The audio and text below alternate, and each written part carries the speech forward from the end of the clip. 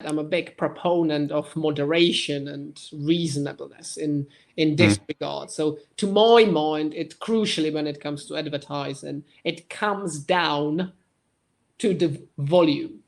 That, in my view, is the biggest issue. If there are way too many adverts, they can unfortunately trigger a lot of negative reactions, both in terms of increasing the risk of gambling addiction, although it has to be said that according to a number of studies and other pieces of research, there isn't a proven link between the two. But of course, problem gamblers, it may trigger a certain type of reaction, in particular if there was to be too much of that advertising, or if it's too flashy, too frequent, and whatnot. So I suppose in terms of the middle ground, I think what you've suggested would make perfect sense. Look, shirt sponsorships are, I believe that they do not only help raise profile of the legitimate license operators, but ultimately also help the football teams or other sports clubs, in particular in the lower divisions. And I reckon that to some extent,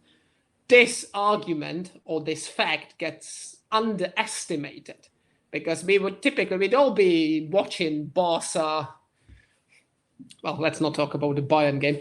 Taking on the likes of Real Madrid, the Valencia, and you would get to see the logos. But the point I'm trying to make is that these guys are largely not dependent on sponsorship money from betting companies. But just like in the UK, Germany, many other places, it prospectively may be the case of the minor US sports as well. There are sports teams out there whose budgets are dependent on sponsorships coming from within the gambling industry.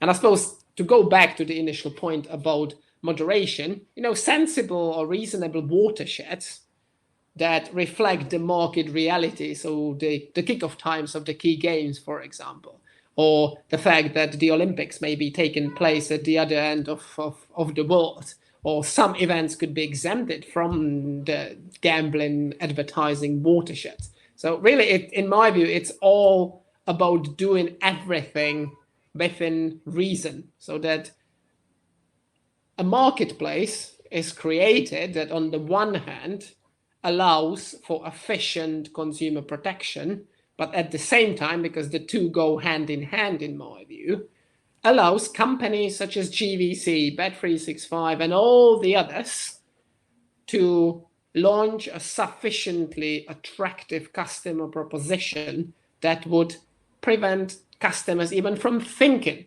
about betting with unlicensed operators.